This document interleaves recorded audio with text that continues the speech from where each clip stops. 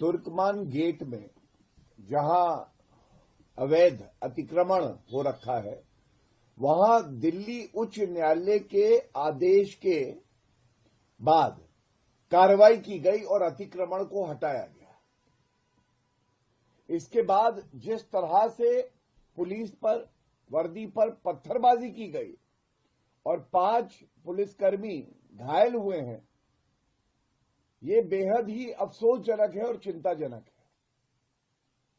और ये बड़े सवाल उठाता है उन पत्थरबाजों पे भी जो भारत के आदर्श नागरिक नहीं है, जिनकी कानून में आस्था नहीं है, जो जंगल राज में विश्वास करते हैं और जो पूरी तरह से अराजक है।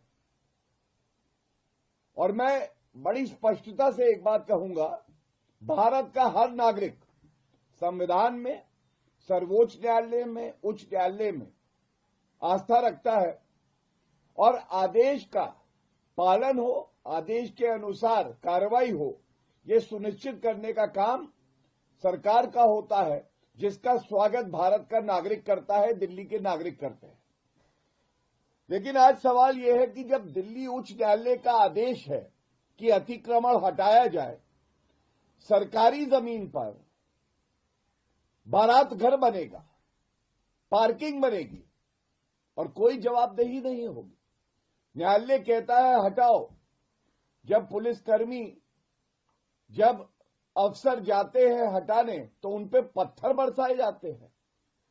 और इनको राजनीतिक शह कौन दे रहा है, ये बड़ा सवाल है। ये बड़े दुख की बात है।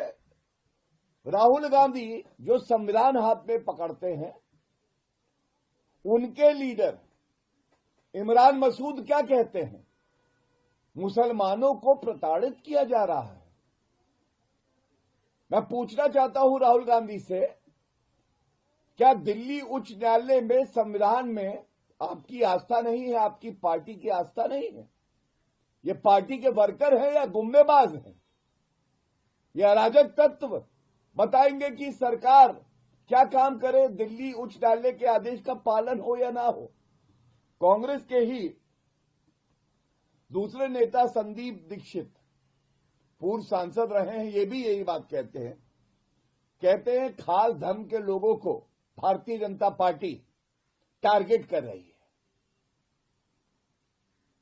पत्थरबाजों की निंदा करने की हिम्मत ना राहुल गांधी में, ना इमरान मसूद में, ना संदीप दीक्षित में।